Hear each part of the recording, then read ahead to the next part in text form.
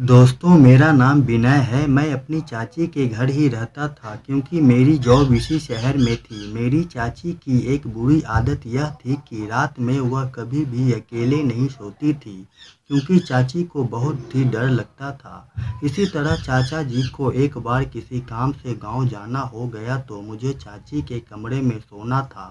रात हमने डिनर किया और टीवी देखने लगे। टीवी देखते देखते 11 बज गए। फिल्म काफ़ी अच्छी थी, इसलिए चाची भी बड़े गौर से देखे जा रही थी। फिर अचानक से ही चाची बोल पड़ी, विनय मुझे नींद आ रही है, चलो अब हम सोते हैं। मैंने कहा आप चलिए मैं आता हूँ।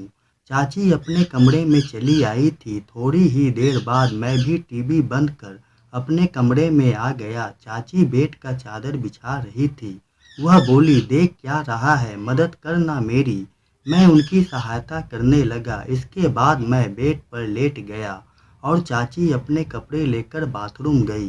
5 मिनट हो गए, चाची बाथरूम से वापस नहीं आई तो मैं सोचने लगा क्या बात है जो चाची अभी नहीं आई। कुछ देर और इंतजार करने के बाद मैं बाहर आ गया और चाची को आवाज़ लगाई। अंदर से चाची की आवाज़ आई, कुछ नहीं बस मैं आ रही हूँ।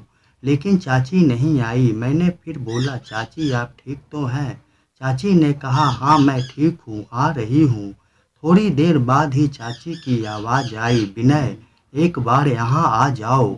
मैं एकदम से बाथरूम में घुस गया तो मैंने देखा चाची फर्श में गिरी पड़ी थी। मैंने पूछा, चाची क्या हुआ? उन्होंने बताया कि मैं बाथरूम में आई थी कि फिसल कर गिर गई।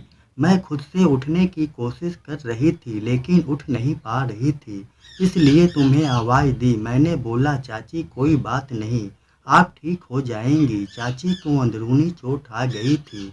मैं किसी तरह उनको वहां से उठाकर बिस्तर पर ले जाकर लेटा दिया। उनको मैंने बाम लगाया और दर्द की दवा दिया। आराम मिलने के बाद चाची ने मुझे थैंक यू बोला।